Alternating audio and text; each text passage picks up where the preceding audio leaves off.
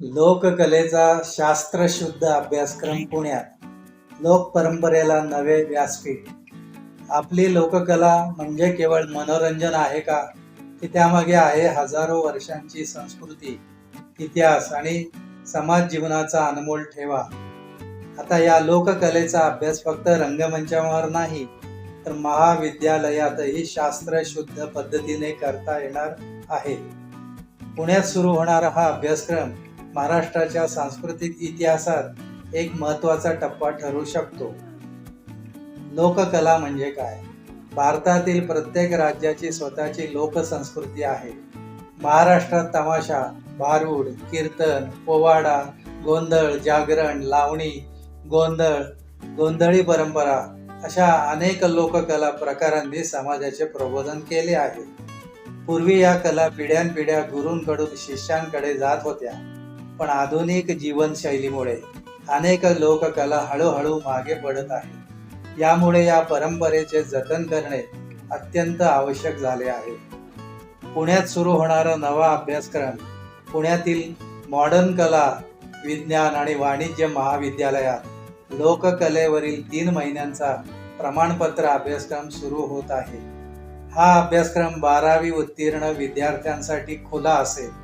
विशेष म्हणजे हा अभ्यासक्रम फक्त पुस्तकी ज्ञान देणारा नाही, तर प्रत्यक्ष प्रशिक्षणावर भर देणार आहे. विद्यार्थ्यांना लोककलेचे सादरीकरण, इतिहास, सिद्धांत, संदर्भ, शैली आणि प्रत्यक्ष अनुभव दिला जाईल. कोणत्या लोककला शिकवल्या जातील? या अभ्यासक्रमात महाराष्ट्रातील प्रमुख लोककलांचा समावेश करण्यात आला आहे. यामध्ये जागरण, गोंधळ, तमाशा, कीर्तन, पोवाडा, भारुड यांचा अभ्यास केला जाणार आहे. विद्यार्थ्यांना प्रत्येक लोककलेची उत्पत्ती, सामाजिक भूमिका, संगीत, अभिनय, वेशभूषा आणि सादरीकरण यांची माहिती दिली जाईल. प्रत्यक्ष प्रशिक्षण.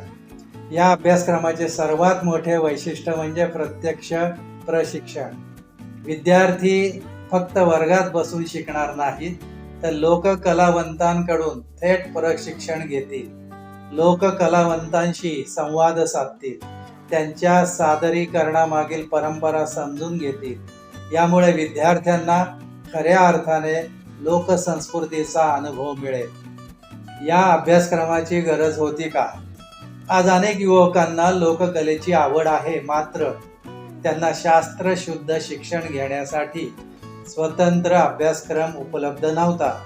विद्यापीठांमध्ये लोककला विषय काही अभ्यासक्रमांमध्ये असला तरी पूर्णपणे लोककलेवर आधारित स्वतंत्र प्रमाणपत्र अभ्यासक्रम नव्हता. ही उणीव आता भरून निघणार आहे. या संकल्पनेमागील व्यक्तिमत्व. या अभ्यासक्रमाची संकल्पना लोककला अभ्यासक डॉक्टर सुखदा खांडगे यांनी मांडली आहे. त्यांनी अनेक वर्षे लोककलेचा अभ्यास केला आहे. विशेष म्हणजे त्यांनी लोककलेचा वारसा त्यांच्या वडिलांकडून लाभला आहे.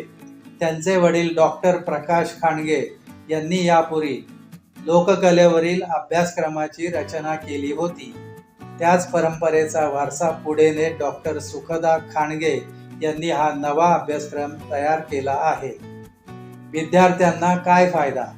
या अभ्यासक्रमामुळे विद्यार्थ्यांना लोककलेचा शास्त्रशुद्ध अभ्यास करता येईल. अनुभवी लोककलावंतांकडून प्रत्यक्ष प्रशिक्षण मिळेल. संशोधनासाठी नवी दिशा मिळेल. लोककलांचे दस्तऐवजीकरण करता येईल. सांस्कृतिक क्षेत्रात करिअरच्या नवीन संधी निर्माण होतील. महाराष्ट्राच्या समृद्ध परंपरेचा अभ्यास करता येईल. समाजासाठी याचे महत्त्व.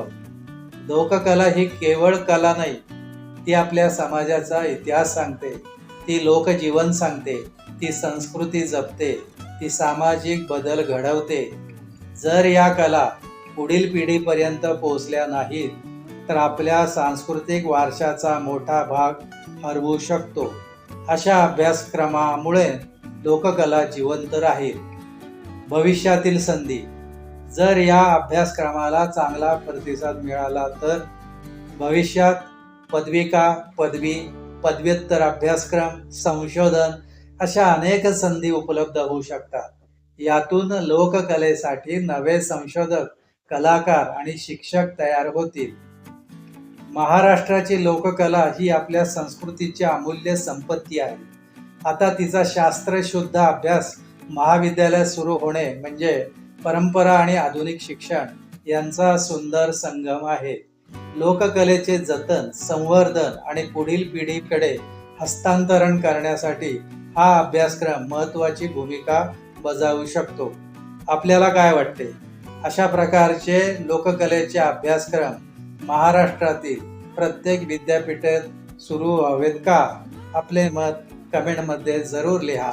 हा व्हिडिओ आवडला असेल तर लाईक करा, शेअर करा आणि आजचा शतायुषी चॅनलला सबस्क्राईब करायला विसरू नका. धन्यवाद.